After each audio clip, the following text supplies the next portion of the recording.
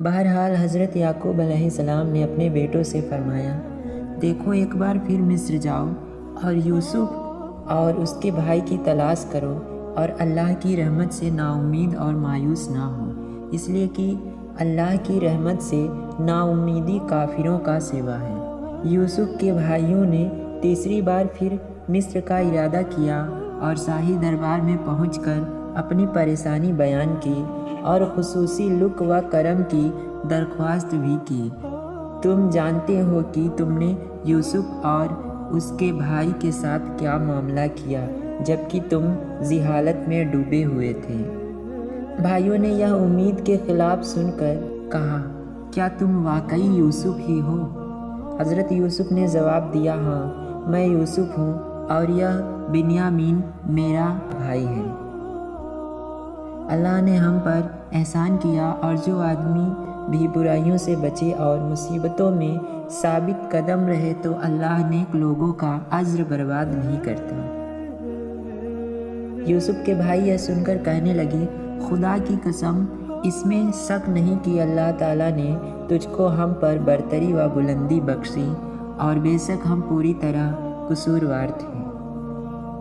حضرت یوسف علیہ السلام نے اپنے سوتیلے بھائیوں کی خستہ حالی اور پشیمانی کو دیکھا تو پیغمبرانہ رحمت اور درگزر کے ساتھ فوراً فرمایا، آج کے دن میری اور سے تم پر کوئی پھٹکار نہیں، اللہ تمہارا قصور بخشے اور وہ تمام رحم کرنے والوں سے بڑھ کر رحم کرنے والا ہے۔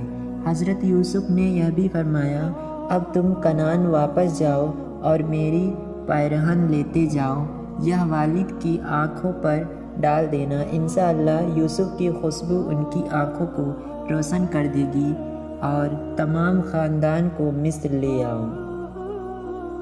ادھر یوسف علیہ السلام کے بھائیوں کا قافلہ کنعان کو یوسف کا پیرہن لے کر چلا تو ادھر حضرت یعقوب کو وحی الہی نے یوسف کی خوشبو سے مہکا دیا۔ فرمانے لگے، اے یعقوب کے خاندان، اگر تم یہ نہ سمجھو کہ بڑھاپے میں اس کی عقل ماری گئی ہے تو میں یقین کے ساتھ کہتا ہوں کہ مجھ کو یوسف کی مہک آ رہی ہے۔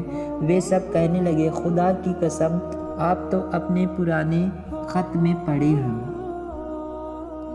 یعنی اس قدر مدت گزر جانے کے بعد بھی جبکہ اس کا نام و نشان بھی باقی نہ رہا، تمہیں یوسف کی ہی رٹ لگی ہوئی ہے۔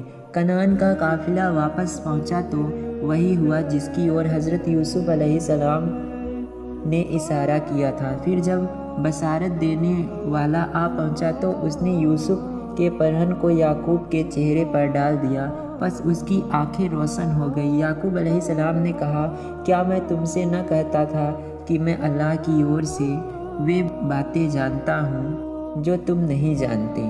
یوسف کے بھائیوں کے لیے یہ وقت بہت کٹھن تھا، سر جھکائے ہوئے بولے، آپ اللہ کی زبان میں ہمارے گناہوں کی مغفرت کے لیے دعا فرمائیے، بے شک ہم خطا کار اور قصوروار ہیں۔ حضرت یعقوب علیہ السلام نے فرمایا، بہت جلد میں اپنے رب سے تمہاری مغفرت کی دعا کروں گا، بے شک وہ بڑا بخشنے والا رحمت کرنے والا ہے۔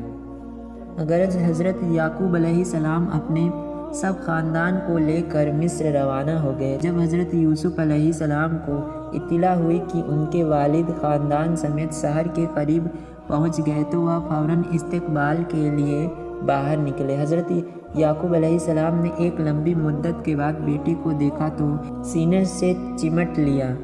حضرت یوسف علیہ السلام نے والد سے عرض کیا کہ اب آپ عزت و احترام اور امن و حفاظت کے ساتھ شہر میں تشریف لے چلیں۔ حضرت یوسف علیہ السلام نے والد ماجد اور تمام خاندان کو شاہی سواریوں میں بٹھا کر شہر اور شاہی محل میں اتارا۔ اس کے بعد ایک دربار سجایا گیا۔ حضرت یوسف علیہ السلام کے والد کو شاہی تخت پر جگہ دی گئی۔